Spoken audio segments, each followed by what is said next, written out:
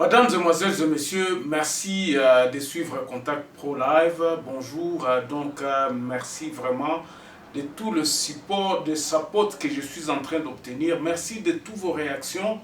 Nous les avons réussi. Nous sommes en train de recevoir en tout cas encore beaucoup de gens qui s'abonnent sur notre chaîne. Continuez à vous abonner, continuez à partager nos émissions. Nous sommes vraiment très ravis. Mais aujourd'hui, avec amertume, nous venons pour présenter encore une fois de plus une émission qui peut-être je serai un peu émotif parce que ce qui se passe dans le nord du pays, ce qui se passe à Butembo, c'est inacceptable. Donc on ne peut pas être dans une vie comme ça. Donc on se demande si vraiment nous appartenons à la République démocratique du Congo ou nous appartenons à une autre république qui a été déjà détachée de la République démocratique du Congo. Donc Kinshasa est en silence. On ne parle pas de quoi que ce soit, de ce qui se passe à Butembo. Et pendant ce temps-là, il se passe des choses. Lorsque nous revenons après la lecture des grands titres des journaux qui apparaissent sur Internet, je vais vous faire écouter un message qui vient de tomber sur mon téléphone et qui me pousse à faire cette émission. On se retrouve tout à l'heure après la lecture des grands titres des journaux. Voici les grands titres à la une des journaux qui paraissent sur Internet ce matin. Nous commençons par élection.net. Gouvernement d'union sacrée, ensemble pour la République de Moïse Katumbi met en garde l'UDPS. Grâce présidentielle, Modeste Makubuza va-t-il retourner en prison? C'est une question et vous le lirez dans élection.net. On passe sur actualité.cd. Ici, union sacrée toujours, il ne doit pas s'agir d'un lieu de positionnement des partis politiques, mais d'un engagement pour l'état de droit, affirme l'ancien juge à la Cour constitutionnelle. On va passer sur Congo profond. Congo profond parle la Lomami parmi les provinces qui ne décollent pas. La faute aux élites provinciaux, c'est Hector Kilo, notable de Lomami, qui parle. 7 sur 7. Félix Tshisekedi sur le prochain Premier ministre, ça sera soit Modeste Bahati, soit une autre personne. Et on termine par Radio Okapi. Félix Tshisekedi et Denis Sassou Nguesso préoccupés par l'activisme des groupes armés et des pertes en vies humaines à l'est de la RDC. On se retrouve demain dans un nouveau numéro. Au revoir. Voilà. L'actualité continue comme d'habitude à Kinshasa. Tout se passe bien. Les parlements siègent. On continue à se battre pour le poste. On continue à se battre pour le positionnement. Donc, Batunakina, à côté de la République, nous sommes Bazana Bango. Bazana Bango na taona ya kosala, ya koluka, ya kozala positionner, union sacrée, union sucrée, tout ça. Cacophonie est à Kinshasa. Pendant ce temps-là, le président peut-être a voyagé, donc, mais la situation sur terrain à Butembo, ça laisse à désirer. Bandeko, est-ce que Tozana nous a mis thème? Est-ce que Tozana nous a battu vraiment les Congolais? Ceux qui sont au pouvoir, est-ce qu'il y a encore vraiment, est-ce que considération Zali na est un pays que non, où est Zambo Cannabiso? La région du Nord Kivu et côté Abuniakuna devrait être considérée comme un état d'urgence. Ceux qui sont payés dans un état d'urgence, allez-vous continuer à faire payer les gens des taxes? Bandeko, là où on tue les gens, place batbazo kima, place batba komi ba réfugié na mboka na bango. Ozo futi sa bango bino pe batu ya région na bino.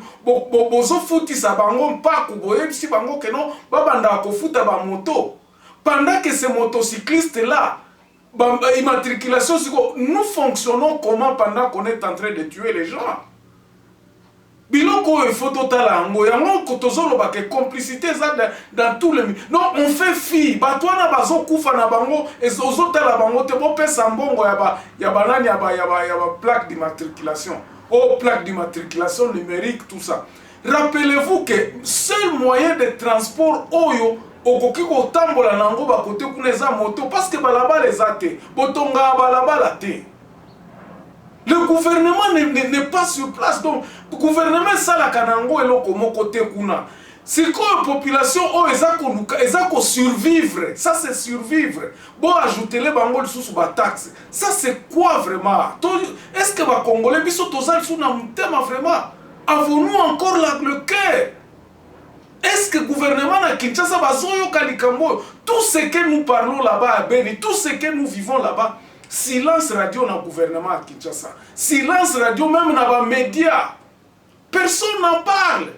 Et tozoyo que la taba tubande kona biso na mawate ya moya toloba ke ba congolais tolinga na kate. Comment est-ce que biso toki kolinga bino watu wa Kinshasa boza kuna bozo sepela na bino ba 12 millions à parlement tout ça pendant que le militaire au azana front azoku fanzala azana approvisionnement mindu kité azana tenite azola na libanda ba conditions difficiles. Pour dire que non, nous sommes des Congolais, qu'est-ce que ça nous apporte de cet unitarisme? Et quand nous disons que Mboka Oyo, et ça, biso moko tozo détruire rango, biso moko tozo tindi kango, na côté à balkanisation, il y a un jour, forcément côté les mela, kune katipe kuna elobite, makambo a Kinshasa biso moko to biso toza nango susute. Nous allons assurer notre propre sécurité. Je vous donne un exemple. Ce qui se passe aussi na côté na plateau. Je crois que na tie la bino ata moi extrêmement ko ya biloko o ezako salema na plateau.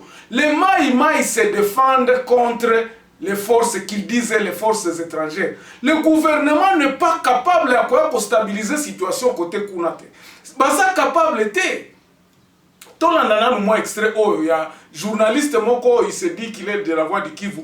Alobi force loyaliste zaba Maï. Est-ce que le Maï là sont reconnus avec le gouvernement? Et comme ici confusion ezana on ne sait pas. Est-ce que les soldats les soldats baza reconnus dans le gouvernement? FARDC à côté Moussou, Monisco na soldats donc cacophonie mobimba. Et puis la République ne veut pas prendre cette histoire au sérieux. Tolanda il y a 30 secondes kaka na kochela bino 30 secondes puis tozongi après.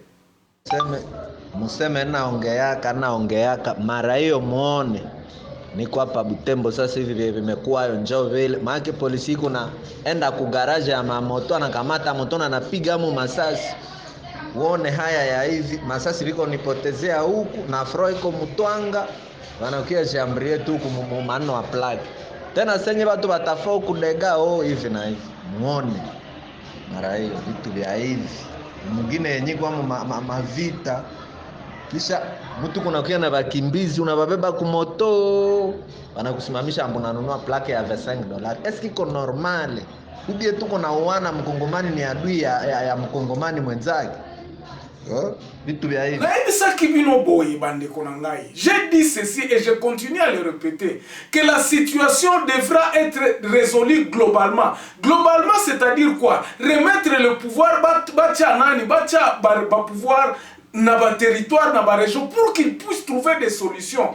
Likambu oya basoda bazana Butembo lelo, c'est comme des ennemis, c'est comme des envahisseurs. Nous commençons à vivre les choses qui sont passées na Chine côté temps Dalai Lama Kimaki. L'histoire donc d'un côté Moussou Seza pour rattraper biso. Donc on ne sait pas exactement ce qui se passe. Les gens, on vous dit que non, basoda na biso, policier na biso, kote la batu. Il faut foutre $25 na plaque d'immatriculation. La plaque encore qui ne se donne même pas. Pesio ka quittance. Donc c'est celle l'argent. Bazo estroqué batumbongo.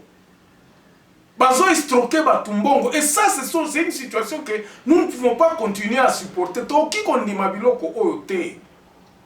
Le Congo appartient à tout le monde. Donc,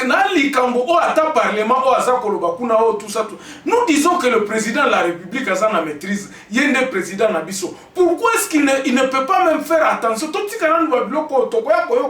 Remettons un peu la paix là-bas. Nous avons vu Mobutu.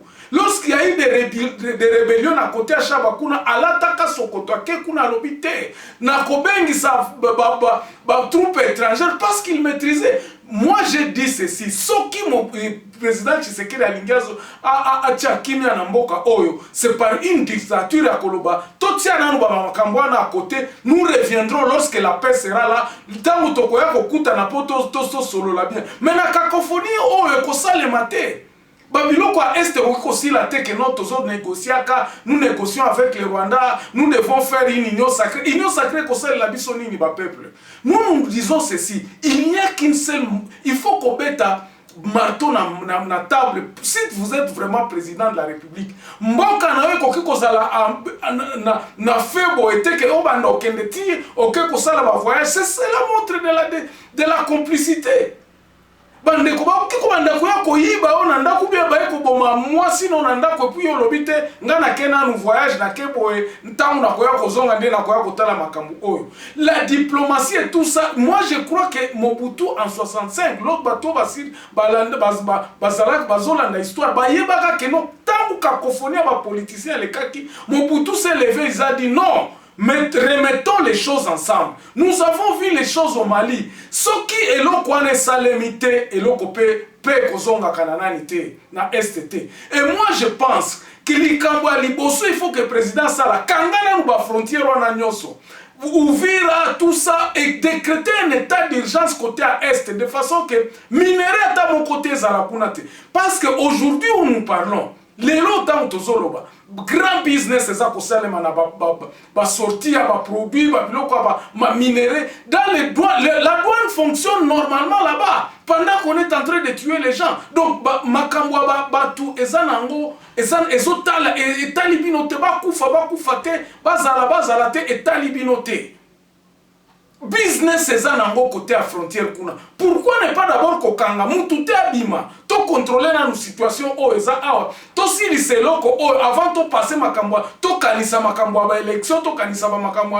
Le Congo ne va pas évoluer na modèle oyo. Tu ne peux pas évoluer dans le modèle autant baza ko boma batu na Beni, tant bazo boma batu na Bunia ou bien côté kuna na Uvira makambo ezate. Ça ne peut pas se faire. S'il faut faire une dictature sur le moment, cessez d'abord avec cacophonie et ça dans le Parlement. Nous concentrons nos efforts à remettre d'abord la paix à l'est du pays. Cacophonie ba politicien ne kosili sa paix kunate. Tes voyages ne mettront pas la paix là-bas. Il faut prendre les choses à la main. Le peuple te soutient. De Kasumbale sa mobaimbo mutunyo soyebi kaka ke yo za mwana mboka. Mais comportement na yo ezako lakisa ke non ozako faire perdurer situation akala. Tu accompagnes ce qui a été commencé. Et ce qui a été commencé finira par une balkanisation. Yakobo misabatuna est yakobi biloko wana nde Congolais alingi susute. Les Congolais veulent la paix. Même Makbakambwa, Yakuluna na Kinshasa, tout ce qui se passe là-bas, c'est parce qu'il y a un certain laxisme au niveau de la présidence de la République qui a la sécurité entre ses mains. Est-ce que faudrait-il qu'on fasse un coup d'État pour que Toto Babo Mayo pour que récupérer en paix? Faudrait-il vraiment attendre ça? Mais pousser Batou. Bassa la coup d'État. Vous êtes en train de pousser les gens à faire un coup d'État en disant que non, Makambu Oyo, Ego Misabiso. Avec l'union sacrée, est-ce qu'on résout le problème à Est? Bas soldats, bas policiers, les lots, Makambazo, ça c'est comme un terrain, bas tuazoya kosala, bazoya kozwambongo, basala Makamuna Bango. Et là, nous ne sommes pas d'accord. Je m'arrête là ici. En tout cas, je pense que j'ai transmis ce que j'avais à cœur. Ezo Salanga passi. Le Congo n'évoluera pas de cette façon ici. Merci, on se revoit très prochainement dans un nouveau numéro. Au revoir.